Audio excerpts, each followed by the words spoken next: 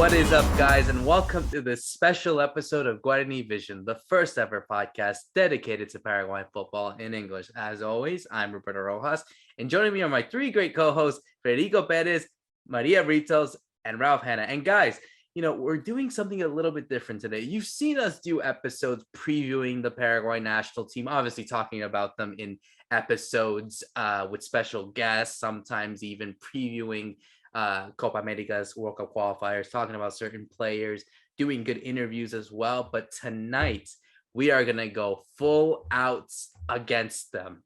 As much as we are pretty much fans of the Paraguay national team, and we do have to support them, even if it is their national team, we do have to face the facts and we do have to put in the reality, because today it's going to be dedicated to Paraguay's failure to not make it to the 2022 FIFA World Cup. For the third straight time, the Paraguay national team will not be participating in football's biggest tournament. And today we'll be assessing why that happened. We're going to go into three specific topics, going first with the players that we saw on the pitch, from the coaches that we saw on the touchline, and of course, those that are working for the Paraguayan FA, the directors, the president, and everyone involved with the APF. So I'm excited for this. I mean, let's go as long as we can. Let's go first to Fede Perez, where I think we need to go firstly to the beginning. I mean, you look at this Paraguay national team, and I think all of us had really high hopes because, I think new generation, new team, new manager, it started off with Eduardo Berizzo, when we'll go before that too. But I think at the start, and I'll go to you, Fede, I want your honest opinion.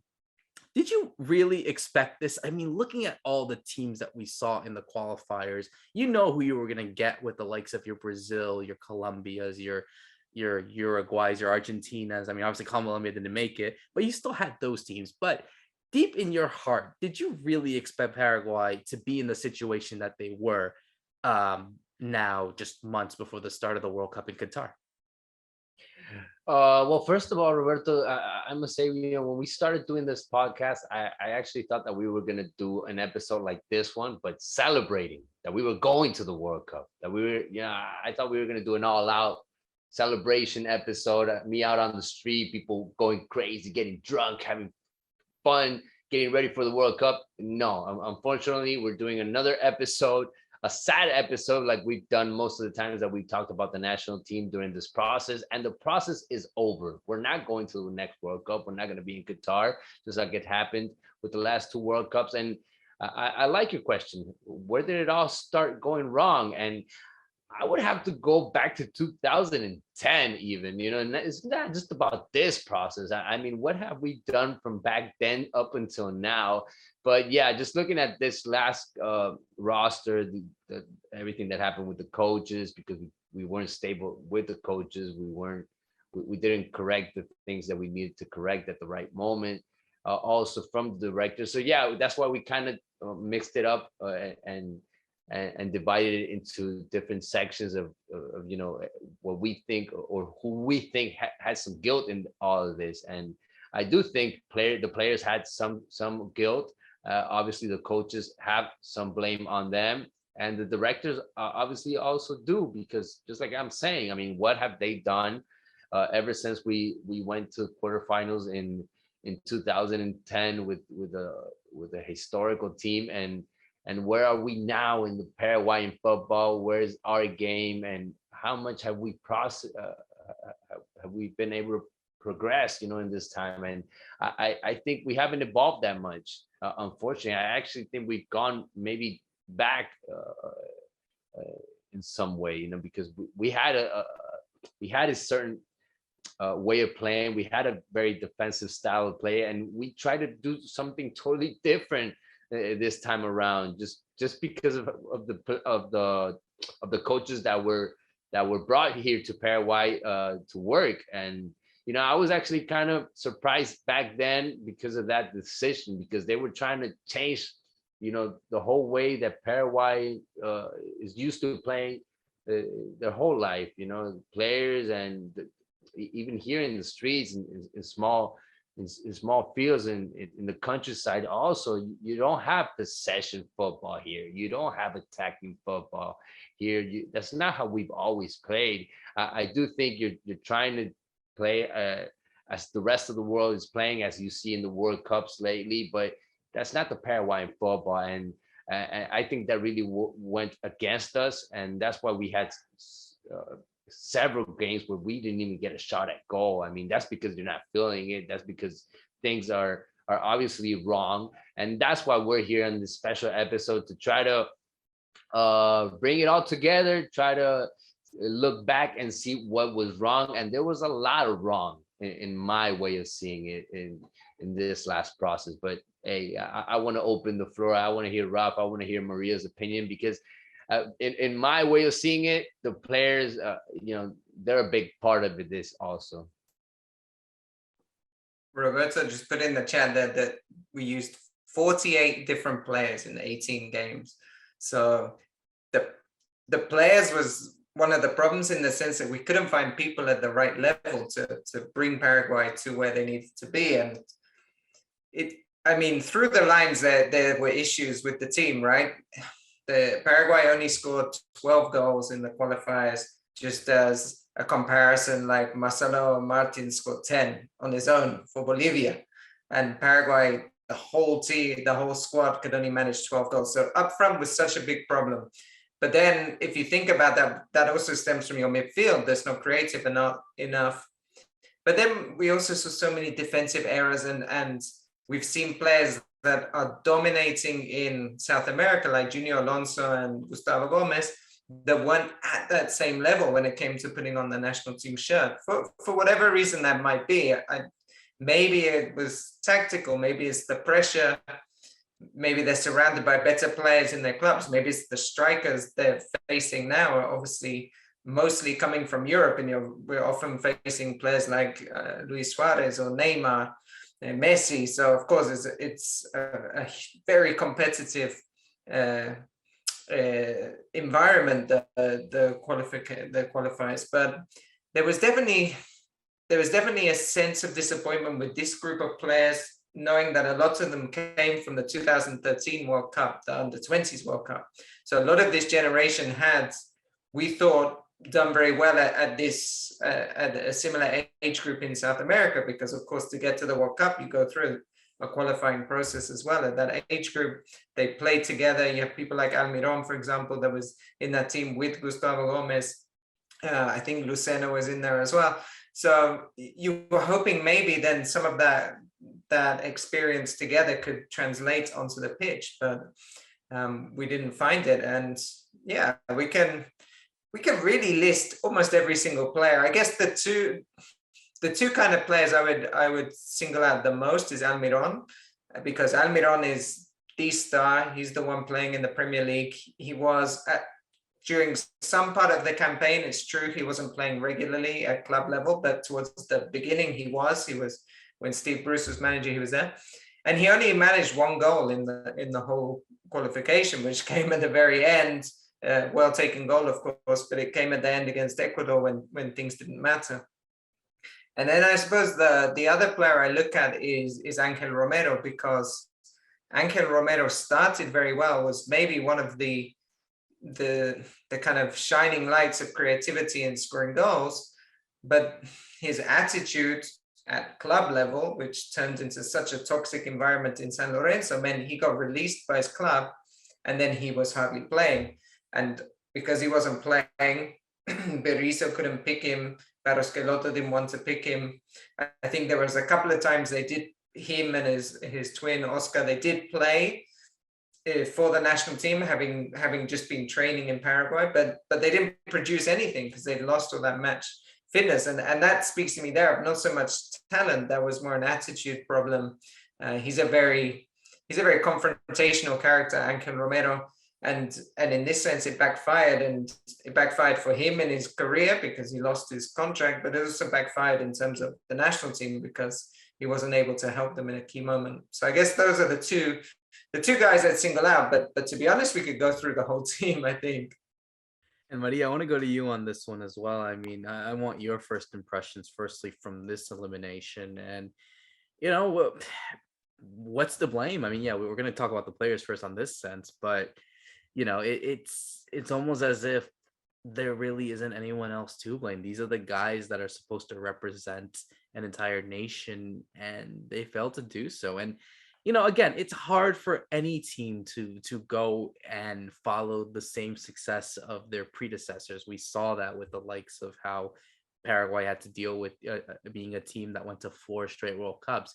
It was going to be pressure for anyone to go and follow that. It's already pressure for the big teams like a Brazil and Argentina, a Uruguay, and you look at other countries who were unfortunately not able. Colombia, for example, they're not going to this World Cup, but for a long time they couldn't go and really have the same level of success of their predecessors in the 90s, for example, when they had their golden generation. It took them a while for them to go back. And I think Paraguay is starting to feel those effects. I mean, not starting to, are feeling those effects of not being able to feel the same amount of pressure and expectations that the previous generations have done.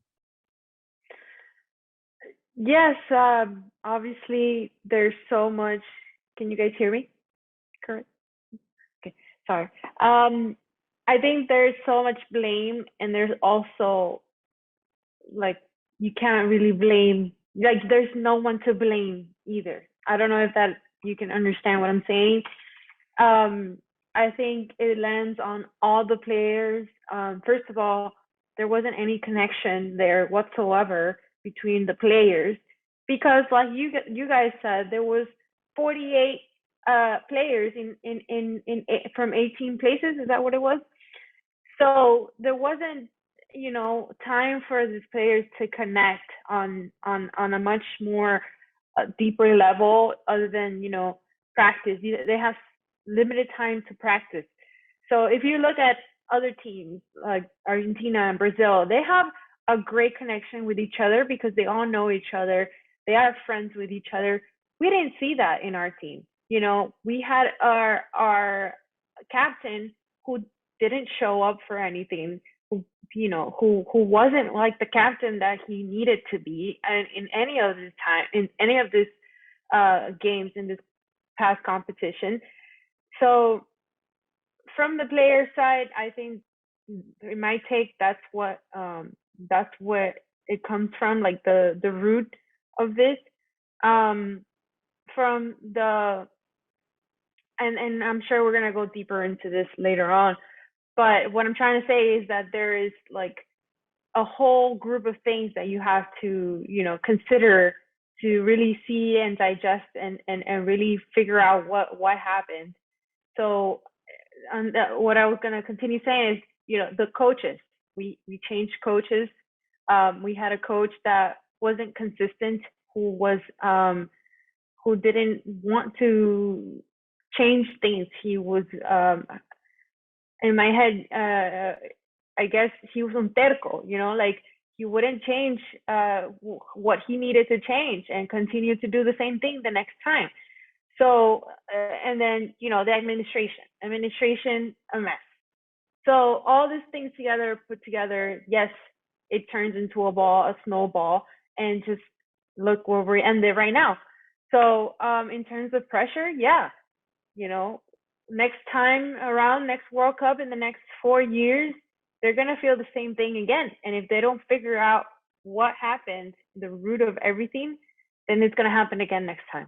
And Fede, I want to go to you on that one, because you look at some of the players, and we'll bounce around, obviously, guys, because I'm really enjoying this conversation. But I think one of the key things now is, obviously, you look at some of these players, and we're not going to single out every single one, but it's clear to us that there is a lot of these guys that should not be wearing the shirt anymore, or at least should not be called up to future games for the Paraguay national team moving forward for the World Cup in 2026, where there are more teams participating, meaning it's a better chance for Paraguay to qualify, hypothetically speaking, 6 places and no playoff spot. So you look at that.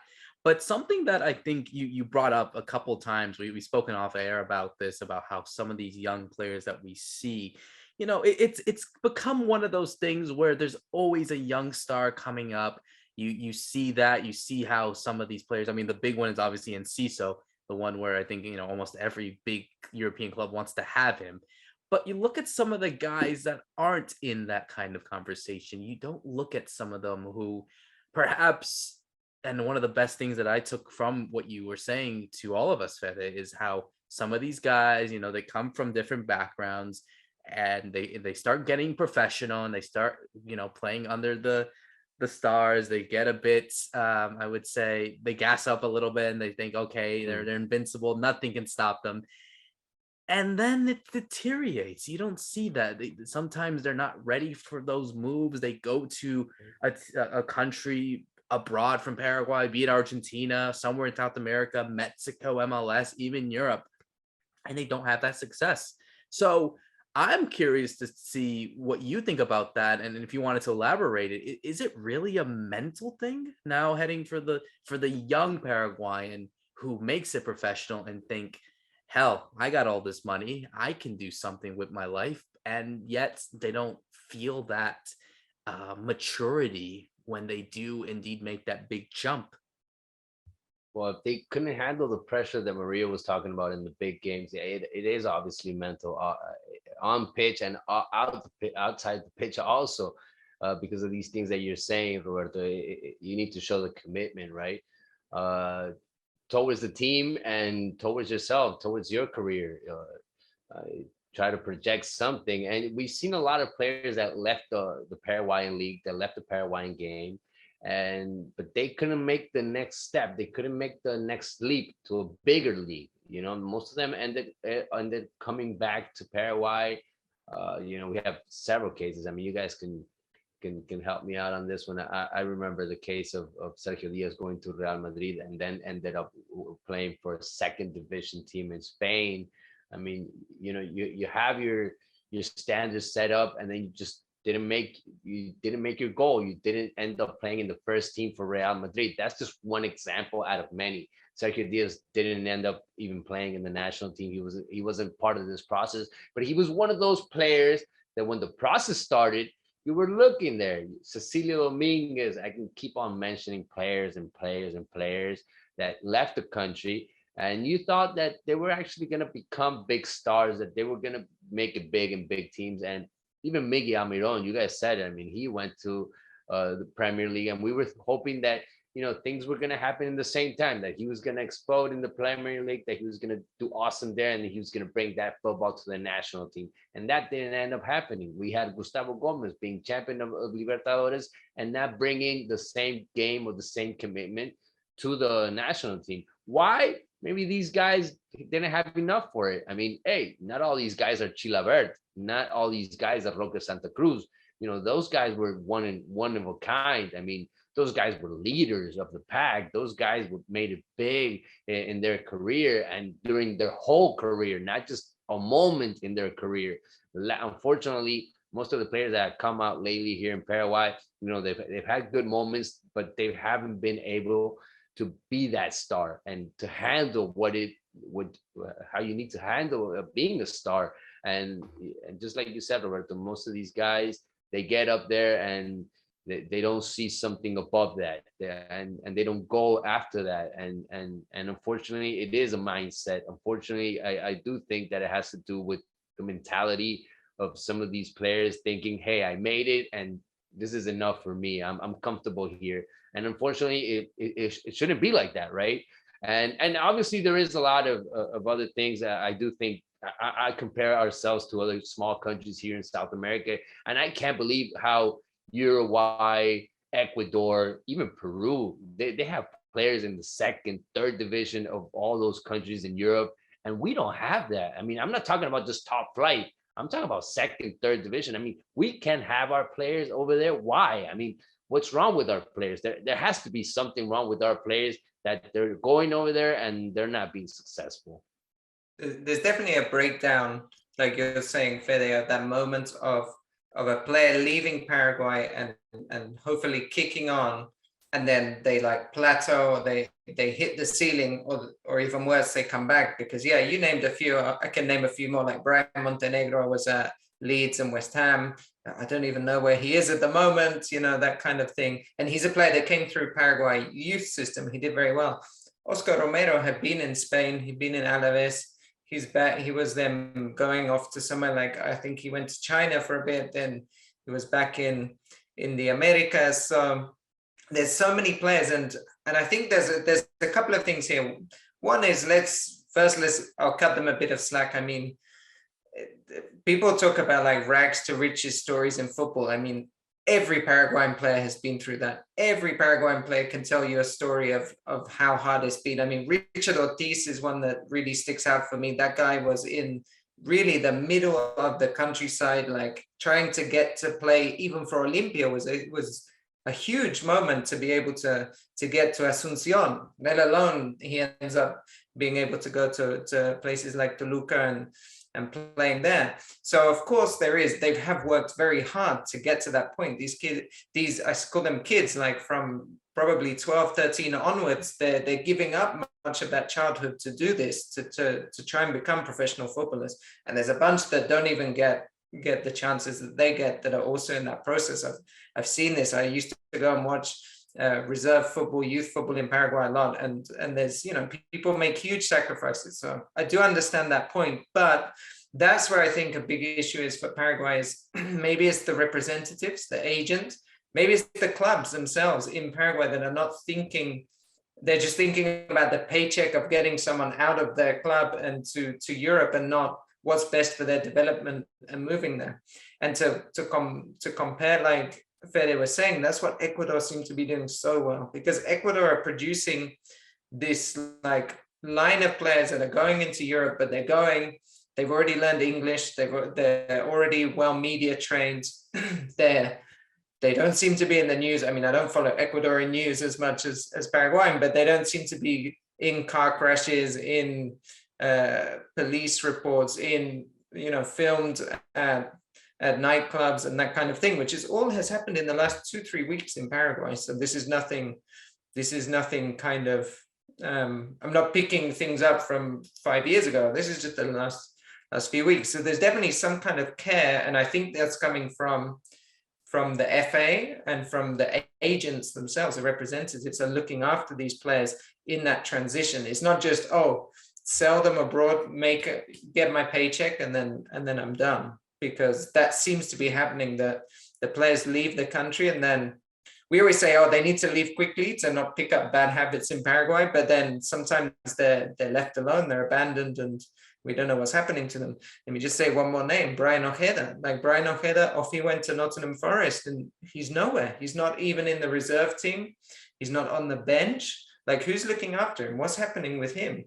If I was the Paraguayan FA, I want to know, because that's a player I could really use. I mean, he's a very good player if he gets game time. I think you said it, Ralph. And I didn't want to say it. I think it has been in kind of like the back of my mind, the fact that it could be like, you know, the representatives could be just seeing these players and seeing, you know, a big fat money check.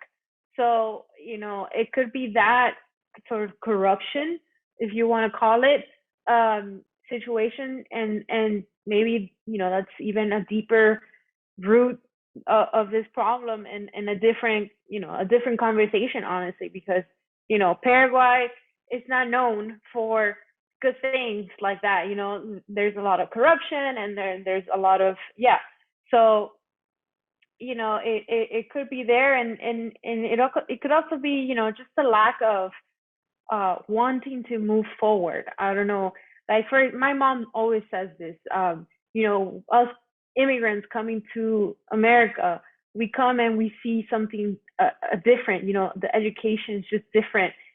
The Americans just want to move forward and want to do better, not because of money, but because they just want to be the best. And I don't see that from Paraguay. I've never seen that, at least in the past 10 years that I haven't been in Paraguay. I don't see that, and I don't think that's part of our culture either. So, you know, like I said, that's part of another kind of conversation, but, you know, it's something to keep that in mind as well. You know, having these players move abroad and not really knowing what to do either, because they're not, you know, it's the first time being away from Paraguay. or stepping out of their city. It's a really interesting topic, and it's obviously opened a big can of worms if you look at it, Maria, because I think there are some really underlying issues where I think Ralph made up a good point.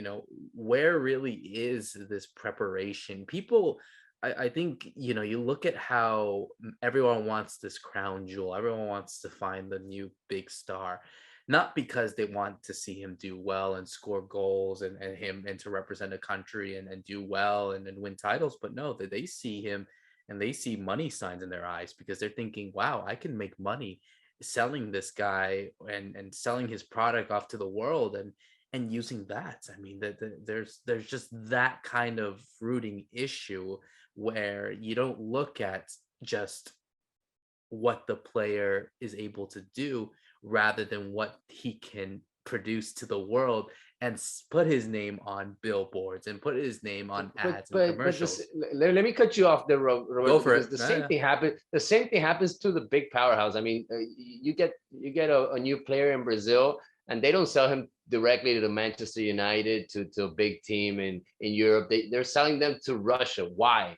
Because there's a lot of money there. They're making the business. I mean, business has always been part of football. The thing is, our players being professional enough to gain something more out of their career, or are they going over there and they're not doing enough? Because that's the feeling I have. That they go over there and they feel like they've done enough, and they don't get pushed into the next level, which is where they need to get to bring that to the national team later. I mean, unfortunately, that's something that we don't see here in Paraguay. When they are here already and they become stars, you see them not behaving. You see them going out to parties. You see them not being taken care of, and that's an issue. I mean, when you go to a more professional league, that's why our players are not even playing there, because obviously they're competing against other people that are doing professional things, that are thinking 24/7 about what they need to do to play. And we don't see the same thing from our Paraguayans. They get homesick, they start missing what they had in Paraguay, and they end up coming back here, and we're not evolving in that sense. Well, yes, Fede, expanding on what I was talking about, that's definitely part of what these players go through, because they don't know better. They're, like Ross was saying, some of them don't get out of the country, and it's their first time in the big city, and then they go to another continent and another world. They just don't know what to do because nobody has ever taught them what to do. And then they get all this money that they've never seen before. They don't have the education to do exactly what they should be doing with the money. So then they lash out, and they behave bad and start not having that discipline, I guess, that they should be having. Some of it is manifested in physical as well. So just some examples recently, like Blas Riveros is one player. He suffered a really bad injury in Denmark. Then Sergio Diaz, we talked about, he did actually get a really bad injury while in the second division in Spain with Lugo. I'm trying to think of another player that's gone to Europe and got injured almost straight away. I remember Jose Ariel Nunez is going back now. This isn't from this process, but a long time ago. He also went to Denmark as well and got injured very quickly. Roque used to suffer terribly from injuries in Bayern Munich, and I think at one point they said it was his upbringing. His muscles weren't strong enough. Morales made his debut for Paraguay, and the first tackle he gets against a European opponent, because Hincapié is playing in Bundesliga, he's injured, and it wasn't a bad tackle. It was a fair challenge. So I think there's also that you're seeing through that physical kind of preparation as well. And yeah, Roberto's just pointed out in the chat, Kaku as well, but that ACL injury. So Kaku is another player that maybe he was playing kind of MLS and then the Saudi league, so not that top European standard. And a lot of these players that are now the opponents in CONMEBOL qualifiers are playing in those often the top 5 leagues or in Europe. And yeah, maybe that physical preparation is also there as well. So there's something else to catch up on, I guess, that Paraguay is lacking. It's really interesting to look at it, and I wanted to close this off before we go into the managers real quick. And I just want to just ask you guys some names now looking forward. Like, who are some of the names where you look, okay, I think these guys are up for the challenge, that these are the ones that need to raise the flag for us for the next World Cup process. I mean, I think Enciso obviously is the number one name, but looking at some guys that we've seen in the last few years, just covering the sport and doing this podcast, you look at the likes of Alexis Duarte that's doing well at Cerro Porteño. You look at the likes of a Omar Alderete who's doing well in Valencia. You look at some of these players. I mean, who are some other ones that you think, yeah, these guys are really it? Not all at once. No, not all at once, right? I mean, there's nobody. One of the issues is nobody in Europe. I mean, one of the players from the young players in Paraguay is Mati Segovia at Guarani. He's captained Guarani now at the under-20s, and he captains Paraguay at the moment at the under-20s, when he just started playing, of course, again after the pandemic. So he could be interesting, but I wouldn't even put him close to someone like Julio Enciso that's actually in the top level producing. And then the only other possible Paraguayan, I say like that in quotation marks, because he's in Peru and he could end up playing for Peru, is Franco Zanalato, who's in the Peruvian first division. He's 21. He's playing very well this season in midfield. He could decide, he could go either way. So let's see what happens with him, because what we've done, Paraguay traditionally, is nationalize a lot of Argentinian players. We mentioned Cacu, we also got Andre Cubas, we got Gaston Jimenez, but we have a Peruvian now that we could try and bring in. So they're the two that come straight to my mind. But there's not really a standout other, I'd say, than Julio Enciso, who's going to be the real key for 2026. Yeah, I think we can all make a list of about 20, 30 names that could make it, but we don't know if they're gonna make it. We don't know where their career is gonna be when the next World Cup process starts. That's probably the big thing right now. Just as Rafa saying, we don't have players that are going to Europe, and the ones that are going, they're not making the next step. Just like I was saying, you guys just said Ojeda that went to England. I mean, you were expecting him after 6 months, he should be playing already, and that's not happening to him. So you don't know if they're actually going to make the next step, or if they're going to get injured and probably have to be left out. I mean, you do have to make it there. So I would look more into the process that just ended and try to take 2, 3, 4 players out of that team at least, just to build something new. And I actually wanted to see a young team for this last process. That didn't really end up happening. Most of the coaches ended up picking players with experience or trying to mix it up in some sort of way. I actually wanted to see a brand new team. I thought a lot of players that were on the last process that didn't make it shouldn't have even been on this process. And look, they didn't take us again. So why use the same players? I mean, you do need to renew the squad, and you need to use the time to do that also, to see players, to scout players. As Roberto was just mentioning there on the chat, hey, why not nationalize more players? Why not look at other countries? We've only pretty much nationalized Argentine players so far, but we do know that Paraguayans are all over the place, in Spain, in Colombia, in the United States. So you might have players out there that you could eventually have them on the national team, or project them to be on the national team eventually. And for that, you need to give them the first opportunity, just like it happened with other players, like Robert Morales that we saw on the last game. He got injured, and we don't know when he might come back. He might do it next year. So you are expecting those young players to make that next step. I hope a lot of them do that, and hopefully our coaches, they have a lot of players to pick out from, but they start picking out the right ones, because that's I think was probably a big big no on the last decision making. Just not picking the right players and not respecting those that really stood out and giving them the spot that they earned. I think that happened a lot in this last process also. Players that came to the team, brought something to the team, and then just ended not playing the next game or the next games. And that was a big issue for me, because they all were players that actually had good games, but then they didn't play again. Absolutely. And Maria, you can go jump in on your last thoughts, because I think it's like, who else is really coming up? That's the main part. We do talk about it in Ciso, Pupito Duarte, Robert Morales, and other players, but other than that, nothing really is popping up. Yeah, there isn't any player that automatically comes to your head.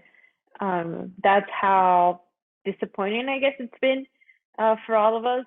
But I was just gonna say, maybe they should have some kind of tryout for the younger players, for the youth teams. Just calling all the players that want to come and play for the national team, because I don't know how else they can find better players. Obviously, we're not saying that these players are just bad. They're just not putting the work that it's expected out of them into this team. So maybe there's someone out there that is not being represented by anyone and just wants to come and represent the country. Absolutely. I think it's very important to really mention that. And now going into our next topic is the managers. As we saw in this process, we saw 3 different managers. Everyone likes to remember there were 2 in this one, but there's actually a third one. If you go back to the beginning of the process for the 2022 World Cup, Juan Carlos Osorio was actually the one that Robert Harrison, the president of the FA, took charge, wanting to use him after his somewhat success with Mexico, reaching the round of 16 in Russia, obviously experienced in what he was doing in Colombia. And he didn't have enough time. He ended up leaving after just one game, a 1-1 draw against South Africa. Had to leave due to personal reasons, and many of them viewed it into wanting to get that job for Colombia. Ended up going to Carlos Queiroz after Peckerman left. And then it changed swiftly with the coming in of Eduardo Berizzo, who took charge for the majority of the World Cup qualifying process and fell completely flat. Despite having a good start, if you remember, at the Copa America, they didn't win a single game during that process, but they gave Brazil a really interesting game, taking them all the way to penalties and losing. But despite that, it showed some promise. It showed that, okay, I think Paraguay can do something in these upcoming qualifiers. The pandemic hit, and we had to wait a couple months for the start of the tournament, of the qualifying process, and it didn't go well. It really fell out flat. I mean, this was a Paraguay side that didn't win a single game at home until they took on Venezuela. Only won the 3 games, 2 of them against Venezuela and 2 at home. I mean, that is just absolutely pitiful. In comes Guillermo Barros-Schelotto, failed to only get a win against all the other teams except Ecuador. And, Ralph, I'll go to you on this one first, because I think you didn't see a Paraguay side with a clear idea. You had 3 different managers with 3 different ideas. You talk about this kind of loss of identity that Paraguay has had in the last few years. I mean, this was absolutely demonstrated from this process, with 3 different managers and 3 different ideologies that were demonstrated. Yeah, the Osorio we can't talk about much. It's when maybe if we're going to talk more on the administration, there must be a mistake there, because how do you bring someone in and they don't even get to a competitive game? So we couldn't really see what he had planned for Paraguay. With Berizzo, who was in charge for most of the time, yeah, I think he had 2 things, right? He had his style that he was, I think Maria was saying, he was very terco, he was very stubborn with that style.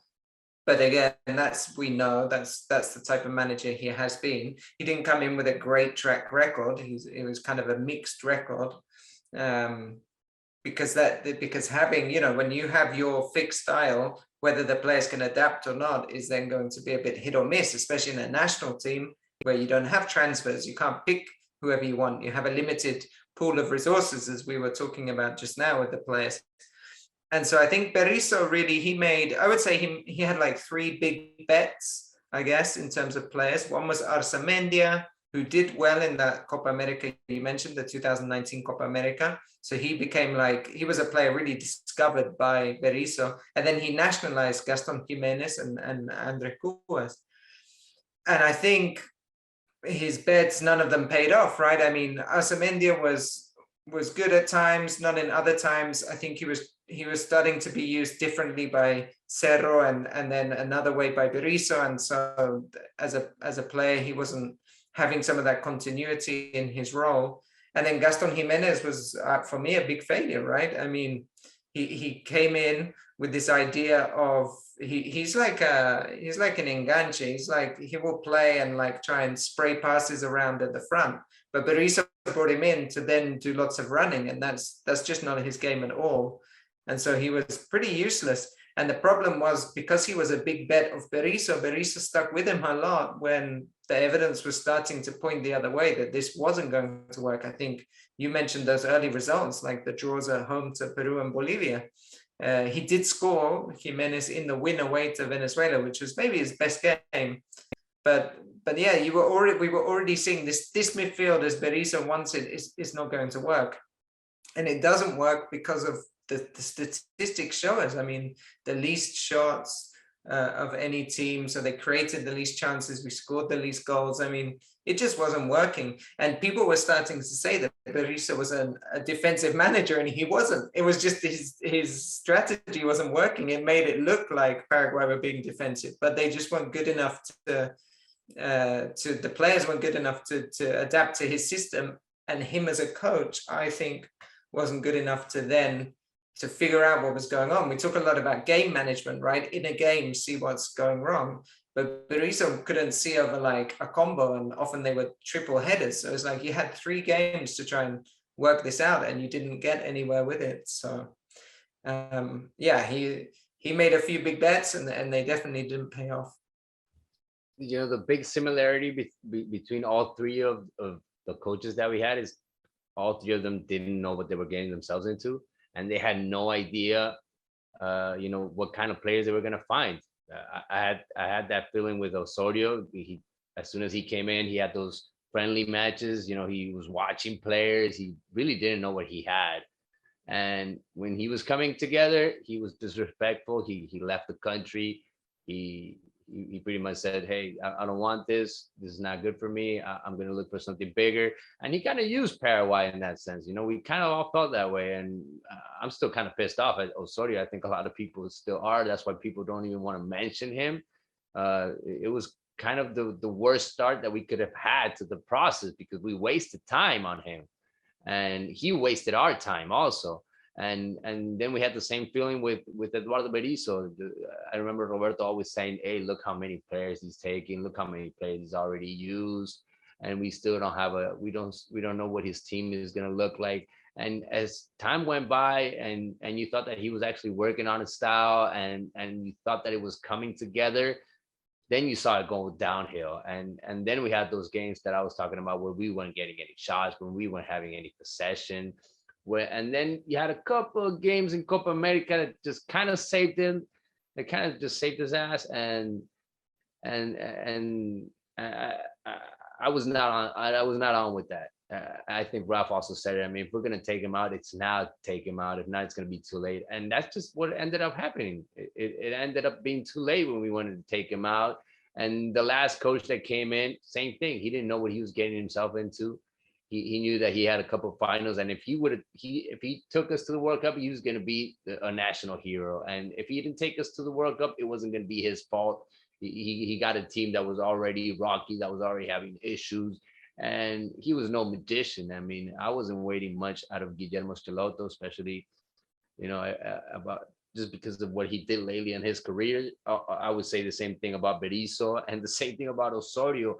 I mean, we didn't hire huge coaches because the big coaches didn't want to come to Paraguay and work. It was too much of a challenge to come to Paraguay and try to build something out of scratch. That's what the coaches needed to do. And and you don't have that much time to work on the team, and you need to get in the flow with the players also, and that's not an easy job for a coach, a foreigner coach. And I do think that was an issue with Osorio, with Berizzo, and maybe not so much with Esteloto, because Esteloto already had the experience of of managing Gustavo Gomez, of managing Miguel Almiron, of managing Paraguayan players. But it's a different scenario when you get in that locker room, the pressure's on the players, and he couldn't get that off of them, and he couldn't make them play better either. I mean, we only have that Ecuador game where we weren't playing for anything, and we showed something on that game. But on the important matches, we weren't up for the challenge. And I do think the coaches, just like Ralph was saying, just the read of the game, and the decision making, especially on those nationalized players, that was just totally wrong. And who do we have now? I mean, out of all those players that Berizzo brought, I mean, who do you want to see again? Maybe Kaku, the only one. The rest really didn't make the jump. They didn't pass. They didn't pass the test. And then we talked about what if we just use coaches that are from Paraguay? We had that conversation a couple of times in our episodes. So what if we just bring in a coach that wants to win, wants the country to go out there and represent the country, someone that actually knows Paraguay. We have been bringing foreigners almost our entire competition. So I don't think that actually has worked for us. The last one that took us to a World Cup was Tata Martino. He was a foreigner, but something that he did was good. But then ever since then, we haven't found anyone like him again. So, maybe it's time to switch gears and just find someone from Paraguay that would actually want to be there and actually fix this situation. Can I link that up to the next topic, Roberto? Because absolutely, what Maria is actually saying, I think, is part of the job that the board members have to do, or part of the job that the directors have to do. They have to promote new coaches. They have to promote new talent. They have to put it out there also. I mean, that's part of the big job that wasn't done by the directors. Absolutely. And going into that, obviously, you look at some of the blame that are placed on the players, but you also look at some of the blame placed on the managers. But look at the decisions that are made from the very top, from the Paraguayan FA, from Robert Harrison, and from those that are part of the board members of Paraguayan football who are in charge of all this. These are the guys that are the ones that are really overseeing everything that's going on. And Fede, you can go on that because yeah, I mean, where to begin? I mean, yes, you talk about corruption, and Maria, that's a great point that you made on that, because I think there is that level of sense of where are we going? What path does Paraguay want to go? Are they content with being able to be successfully financially content with what they have? I don't know. But I think for a team that has been so accustomed to making World Cups, from making youth tournaments, U17, U20 World Cups, having players established all around the world, it starts about how the people who are in charge of making those decisions, of being able to find the right coaches to nurture these players, starting very, very young, not even to look at what's going on from the national team, to the clubs, to the youth levels, to the Escuela de Fútbol even as well. There is more to that. And yeah, go on your point, because it all links together. And, when one domino isn't working, then all of them start falling. When the process started, I remember there was a meeting. Robert Harrison, the president of the FA, he called he invited all of us. And when I say us, I mean the press. He invited us to his house, and he told us, guys, I'm going to take us to the next World Cup. he made that promise to us, to the press, to the national press. He actually thought that he knew how he was gonna do that. He looked convinced, but he didn't have a plan, or at least his plan wasn't that clear, and you could see it right away because the league was not changing, the Paraguayan league. If you really want to see a change, you need to start at home. You need to start here. You need to start with having better grounds. You need to start by building a stronger league, or a league full of young players, not full of old players, which is what we actually have in 2022. If you look at most of the rosters, you're not going to find that many new players or players under 20 years old. That's why they're probably going to implement this year again the under 19 rule, which is, they force teams into putting young players into their teams because the teams aren't doing that job, and that's part of the board members' work that they need to do. They need to have a project. They need to know what they're doing, and they need to do certain steps to get to that. And the same thing I said about the coaches when Maria brought that topic up. If the clubs here in Paraguay are hiring Argentine coaches or Colombian coaches or coaches from other countries, and they're not giving jobs to our Paraguayan coaches, it's going to be harder for them to actually get better at their job or to have opportunities. And that's actually happened most of the time here in Paraguay in these last years. So it's been hard for the opportunities, and especially from the directors.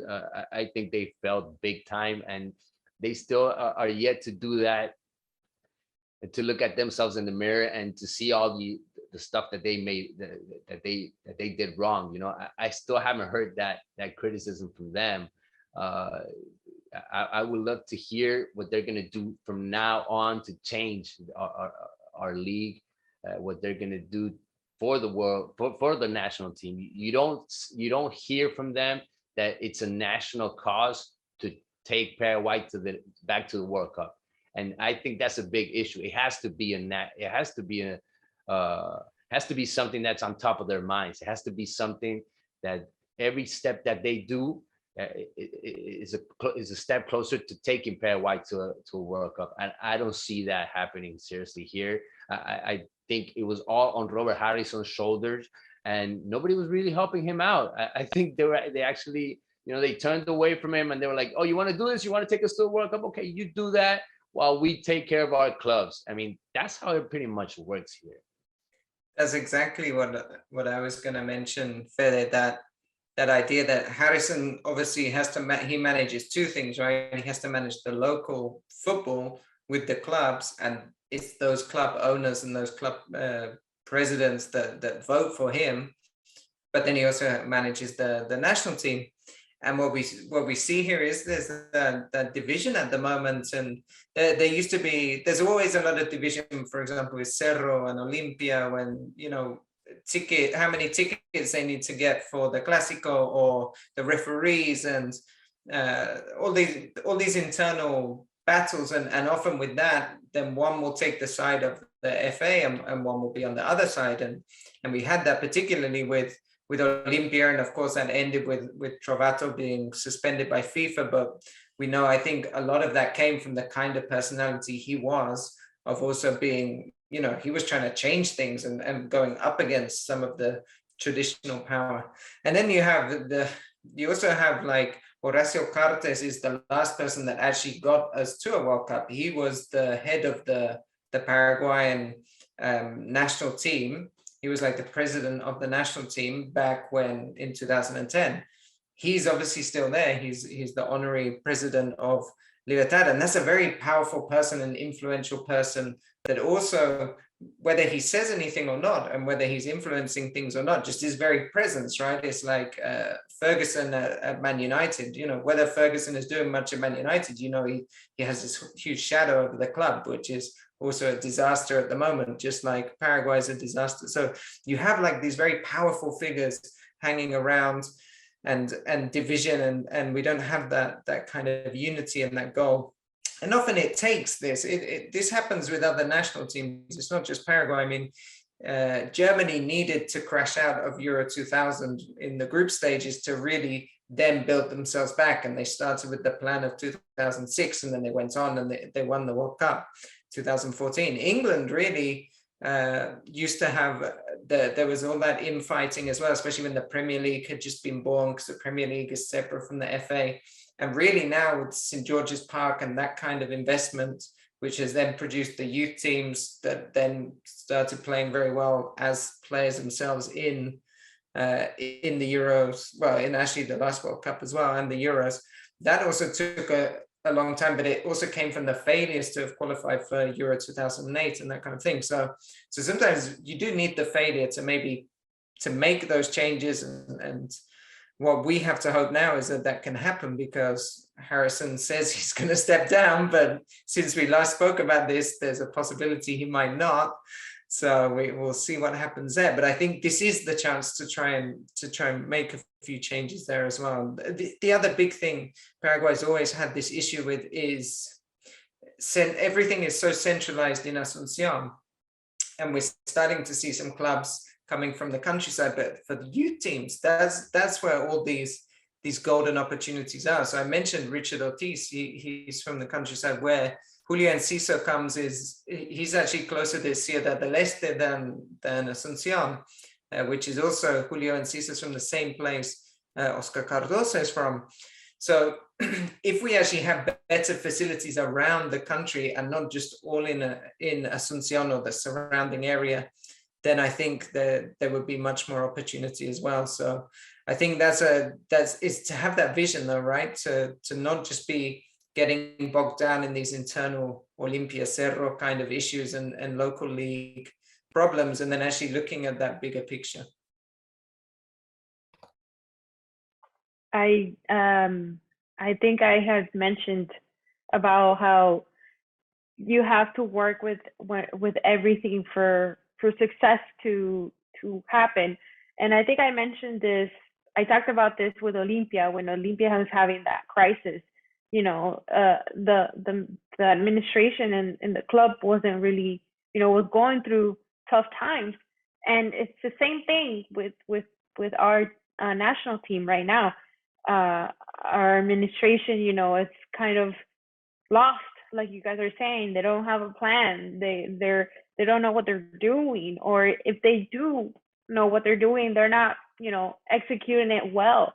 They're not making the right decisions for our teams for our players to compete well, to find the right coach that fits well, not just, find any coach that you can pretty much hire, because some coaches probably don't even want to come to Paraguay because of the mess that they see, and they don't want to get involved into that. I think that's what probably happened with Osorio. He saw the mess that's going on in Paraguay, and he was like, I'm out. Or, he wanted to take that job in Colombia, who knows. But, I think it's, everything has to work in unison for everything to work right, and for everything to for the team to have a success.